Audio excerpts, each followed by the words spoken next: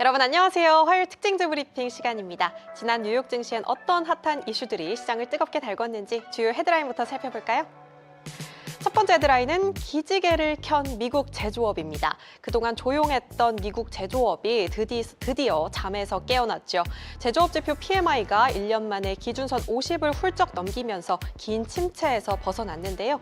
이에 뉴욕 증시도 기분 좋게 올라줬고요. 이러다 보니 연준도 금리 인하를 서두를 이유가 없어졌고 국채 금리랑 달러도 같이 고개를 들었습니다. 금이랑 은은 일단 급락은 멈췄다는 분위기였지만 유가는 지정학적 긴장 완화 기대에 5% 가까이 뚝 떨어졌고요. 비트코인은 나도 살아있다는 듯이 7만 8천 달러 선을 회복했죠.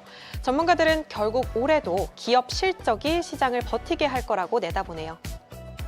다음 헤드라인은 일론 머스크의 재국입니다. 일론 머스크가 스페이스X와 xAI를 전격 합병하겠다고 밝혔죠. 이제 기업 가치로 무려 1,816조 원에 달하는 거대한 우주 AI 공룡이자 머스크 제국이 탄생한 건데요. 이번 합병의 핵심은 우주 데이터 센터 구축인데 우주에서 AI 연산을 돌려서 비용은 낮추고 기술 발전 속도는 확 끌어올리겠다는 야심찬 구상입니다. 합병 법인은 올해 6월경 IPO를 추진할 계획이고요. 향후 테슬라까지 합쳐지는 우주 수직 계열화 가능성도 열려 있다고 하는데요. 다만 블룸버그는 이 머스크의 여러 사업이 하나로 얽히면서 기업 간의 경계가 모호해지고 또 복잡성이 커질 수 있다는 우려의 시선도 함께 전하네요. 세 번째 헤드라인은 팔란티어 서프라이즈입니다. 팔란티어가 시장의 예상을 깨버리는 역대급 4분기 실적을 터뜨렸는데요. 매출은 전년 대비 70% 급증한 14억 1천만 달러로 사상 최대를 찍었고요. EPS와 순이익도 모두 예상치를 웃돌았죠. 이번 실적 잭팟의 1등 공신은 바로 기업 내부 데이터와 AI 모델을 매끄럽게 연결해주는 기업용 AI 플랫폼인데요. 미국 매출이 137%나 폭증하면서 사상 최대 분기 매출을 견인했습니다. 특히 소프트웨어 기업의 우량 지표인 40의 법칙 수치가 합격선인 40%를 3배 이상 뛰어넘는 127%를 기록하면서 실력을 증명해냈고요. 올해 매출 가이던스마저 시장의 기대를 훌쩍 뛰어넘는 수치로 발표됐죠. 그간 밸류에이션 부담 때문에 주춤했던 투자 심리가 이제는 확신으로 바뀌면서 강력한 반전 카드가 생긴 모습이네요. 마지막 소식으로 넘어가 볼게요. 네 번째 헤드라인은 미국의 광물 방패입니다. 이제 트럼프 행정부 중국한테 또 당할 생각은 없어 보이는데요.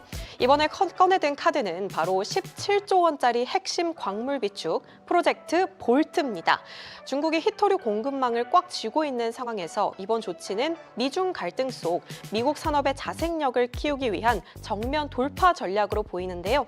이 비축된 광물들은 향후 공급망에 차질이 생길 때 핵심 제조업 분야를 뒷받침하는 든든한 전략적 완충지대 역할을 하게 되고요. 이 프로젝트엔 GM과 보잉 같은 미국의 대표 제조기업들이 참여하고 미 수출입 은행의 대출과 민간 자본까지 더해서 추진에 박차를 가한다네요. 그럼 이제 본격적으로 특징주 코너로 넘어가 볼까요? 오늘의 첫 번째 주인공은요. 이름은 조금 낯설지 몰라도 이 회사 없으면 전 세계 비행기가 다 멈춘다는 말이 나올 만큼 무시무시한 내공을 가진 기업입니다. 바로 제어 시스템의 절대 강자 우드워드인데요. 여러분, 비행기나 미사일이 하늘을 날 때 가장 중요한 게 뭐라고 생각하시나요? 저는 연료가 얼마나 뿜어져 나갈지 결정하는 이 심장 박동이 중요하다고 생각하는데요.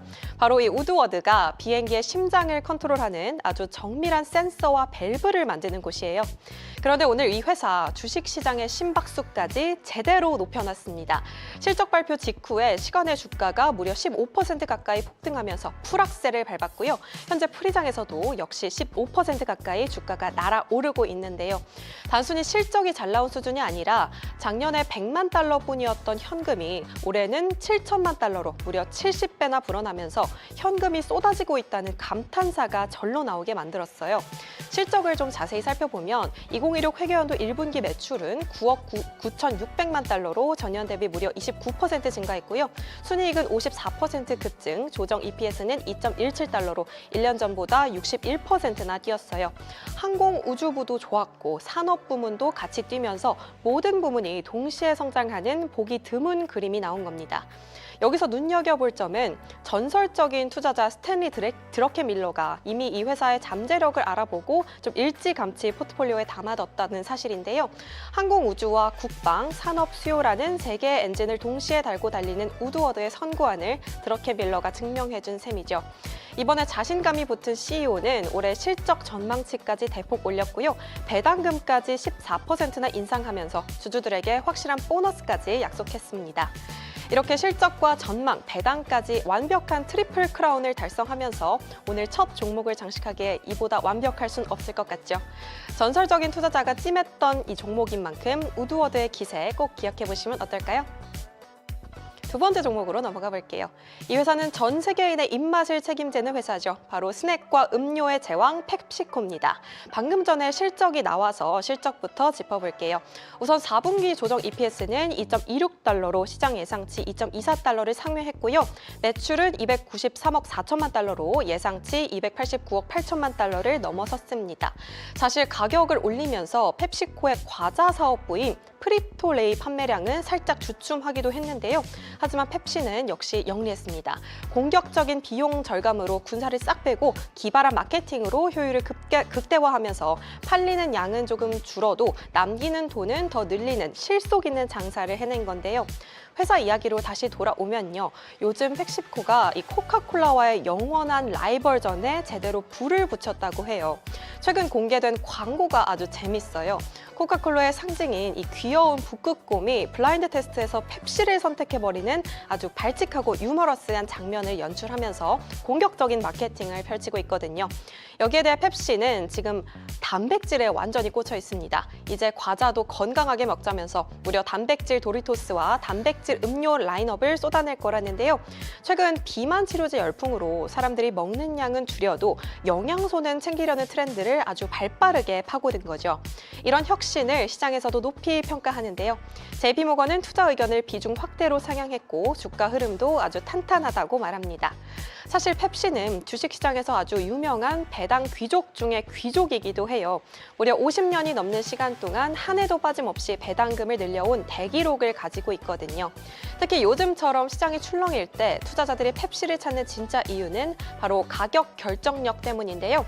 원자재 값이 올라도 우리가 펩시나 도리토스를 끊지 못하는 그 브랜드 파워 덕분에 인플레이션 시대에도 마진을 지켜내는 방어력 만렙 종목으로 꼽히는 거죠. 정리해보면 시장의 기대를 뛰어넘는 기분 좋은 서프라이즈와 기발한 마케팅을 펼치는 펩시코인 만큼 앞으로의 흐름도 계속해서 지켜보시죠. 마지막으로 살펴볼 주인공은 이름부터 묵직한 미국의 대표 화물 운송사 올드 도미니언 프라이트 라인입니다. 아니 갑자기 웬 트럭 회사라고 하실 수도 있겠지만 이 종목 정규장에서 주가가 7% 넘게 풀악셀 밟으면서 시장을 제대로 흔들어 놨거든요. 덩치 큰 화물차가 시속 200km로 달리는 격인데 그 엔진 속을 들여다봤더니 글쎄 AI가 들어있었습니다. 배차와 가격 책정, 운영 효율까지 AI로 싹 다 갈아엎으면서 물량이 좀 적어도 실속은 확실히 챙기겠다는 영리한 전략을 밀어붙이고 있는데요. 시장의 반응도 뜨거워요. 스티펠은 목표 주가를 188달러로 올리면서 운영만큼은 이 회사가 업계 최고라고 지켜 세웠고요. 모건스탠리 역시 비중 확대 등급을 주면서 힘을 실어줬습니다. 실제로 지난 12개월 자기 자본 이익률이 25%에 달할 만큼 재무 체력도 근육질 그 자체인데요. 그런데 이 회사 파고들수록 더 놀라운 반전 매력이 있어요. 우선 업계에서 가장 비싼 운임을 받기로 유명한데 정시 도착률 99%, 화물 파손율은 0.1%라는 압도적인 퀄리티 덕분에 트럭계의 에르메스라고 불리면서 고객들이 줄을 선다고 하고요. 게다가 대부분의 회사가 터미널을 빌렸을 때 올드 도미니언은 전국 물류 거점의 90%를 직접 소유한 부동산 부자이기도 해서 임대료 걱정 없이 탄탄한 마진을 남기는 거죠. 이제 관건은 곧 있을 실적 발표인데요. 과연 이 AI 자동화가 실제 숫자로 얼마나 찍혔을지 그리고 화물 시장이 정말 바닥을 짚고 반등할지가 핵심 포인트입니다. 요즘 화물 시장이 좀 조용하다고들 하지만 원래 조용할 때 내실을 다지는 회사가 가장 무서운 법이겠죠. 계속해서 이번 실적 발표까지 눈여겨보시면 어떨까요? 이렇게 오늘의 특징주 3가지, 우드워드부터 펩시코, 올드 도미니언 프라이트 라인까지 만나봤습니다. 그럼 저는 내일도 핫한 뉴스와 종목 소식들로 찾아올게요. 오늘도 성투하세요. 안녕.